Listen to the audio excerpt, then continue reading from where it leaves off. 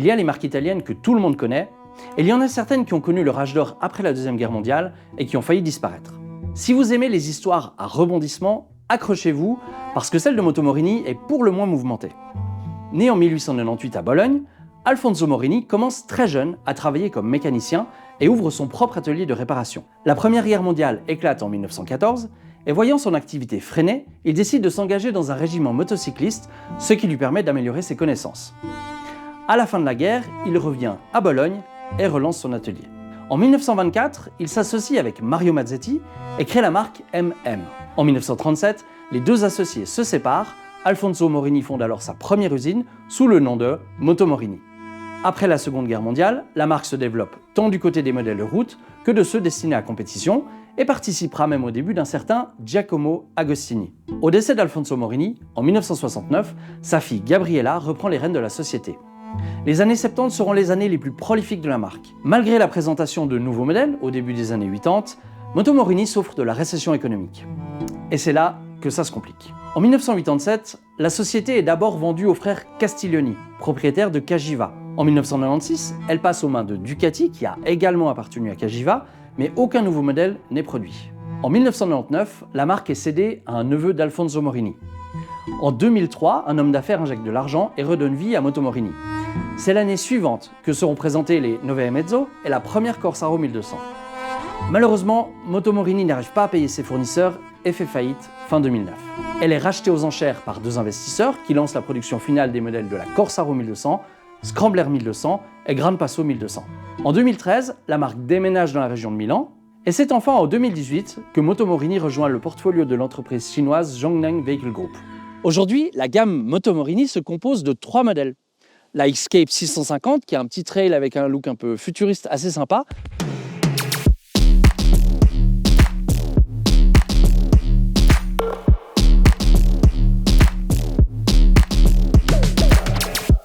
Et puis la Sei Mezzo qui est déclinée en 2 versions, la STR pour Street et la SCR pour Scrambler.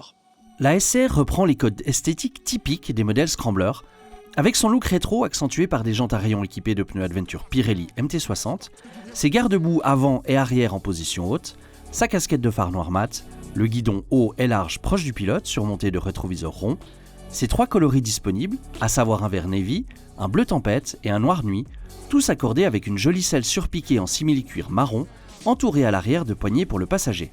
Quelques pièces en plastique peintes en gris métallisé et des tubes de fourche dorés viennent compléter l'esthétique.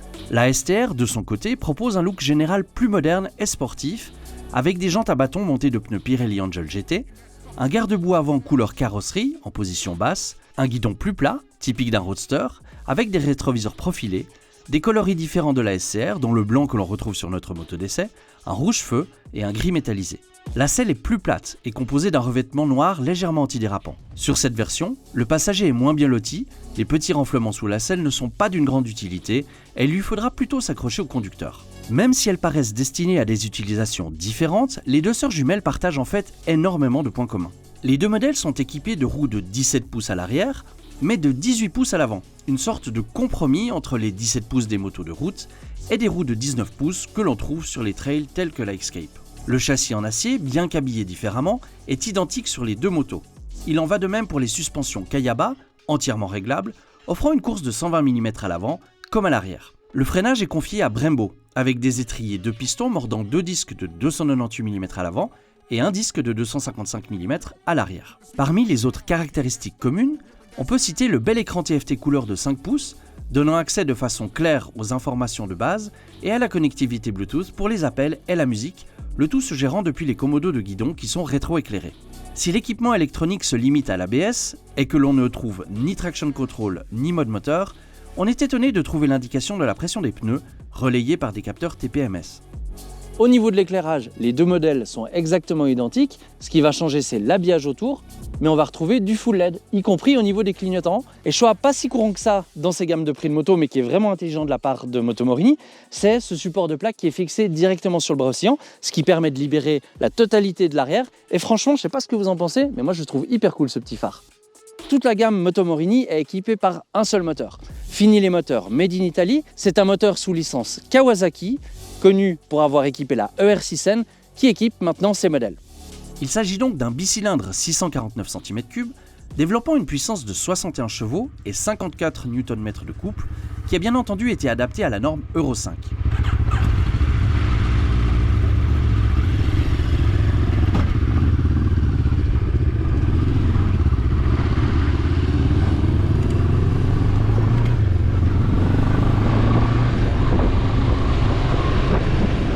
Les deux modèles sont disponibles en version A2 35 kW. La STR testée était en version bridée et en usage urbain, la différence n'était pas absolument flagrante. C'est quand on ouvre les gaz en grand que la version bridée se montre un peu plus asthmatique, faisant résonner bruyamment la boîte à air, alors que l'injection d'essence est limitée et que le moteur peine un peu plus à prendre des tours.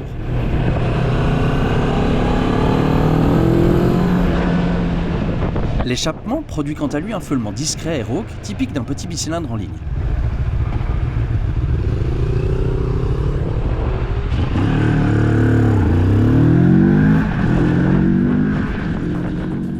D'ailleurs, parlons-en de cet échappement. C'est en effet l'un des rares éléments où l'on peut déceler les économies faites sur ces motos à tarif plutôt contenu. Depuis le côté, le silencieux peint en noir est plutôt discret, mais c'est quand on l'observe depuis l'arrière qu'on se rend compte de la supercherie. Il s'agit en fait d'une demi-coque venant plus ou moins dissimuler le bout de tuyau provenant du catalyseur. Malgré un design made in Italy très réussi et un niveau de finition très satisfaisant, toutes les motos repassant au contrôle qualité au siège de Trivoldio, non loin de Milan, c'est le premier signe de chinoiserie détectable sur ces Sei e Mezzo. Car il faut le rappeler, l'actuel propriétaire et constructeur de Moto Morini est établi dans l'Empire du Milieu. Au rayon de la courte liste des éléments qui ne changent en rien le comportement de la moto, mais qui auraient mérité un peu plus d'attention, on peut citer l'écrou de la colonne de direction et la couronne de transmission, tous deux fabriqués dans un acier qu'on croirait tout droit sorti du magasin de bricolage ou jardinage du coin. C'est surprenant quand on voit le souci du détail apporté ailleurs, par exemple les petits logos apposés sur des pièces à peine visibles.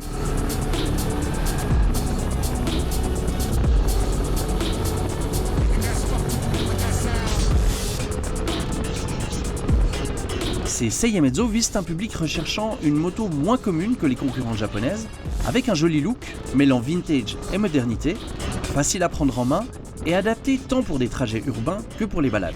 A ce titre, les deux modèles cochent toutes les cases. Le poids de 200 kg à vide peut, de prime abord, effrayer les motards moins expérimentés, mais une fois au guidon, il se fait oublier. La selle des deux versions culmine à 81 cm du sol, ce qui la rend accessible à la plupart des gabarits. Les grands ne se sentiront pas non plus trop à l'étroit.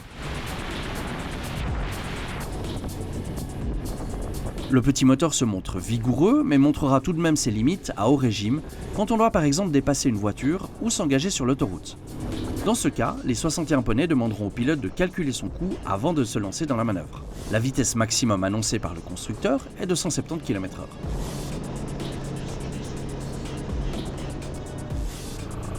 Le grand guidon de la SCR, combiné à la roue avant de 18 pouces, lui donne une agilité très appréciable. En passant ensuite sur la STR, on se sent un peu plus à l'étroit durant les premières minutes, mais la maniabilité reste excellente et la moto se conduit au doigt et à l'œil, ou plutôt d'un simple appui sur le bassin et sur les repose-pieds. Ces derniers ont par contre vite tendance à venir embrasser le sol lorsque l'on augmente le rythme, nous rappelant que le petit Roadster reste une moto de balade plutôt que d'attaque, malgré une suspension rassurante et des freins efficaces, sans toutefois être excellent. Si le confort des suspensions est correct et que la position des jambes, du dos et des bras n'est pas du tout fatigante, les selles des deux modèles se montrent plutôt fermes et commenceront à se faire remarquer après une demi-heure de route, obligeant le pilote à faire quelques mouvements et une pause de temps en temps pour ne pas trop souffrir du fessier. Si je devais faire un choix entre les deux modèles, c'est le charme vintage de la SCR qui l'emporterait. Avec son look rétro, mêlé de touches contemporaines, son grand guidon et ses pneus trail, elle offre un style plus en ligne avec les prestations modestes du bloc moteur. Elle m'invite à partir en balade à la découverte des chemins de campagne et des routes surplombant le lac. Elle impose un rythme plus lent et réveille en moi l'esprit de liberté d'une époque que je n'ai pas connue.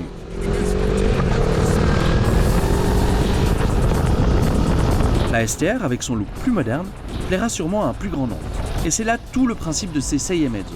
Pouvoir proposer deux modèles partageant 90% de leurs organes, tout en créant deux univers. À vous de choisir le vôtre.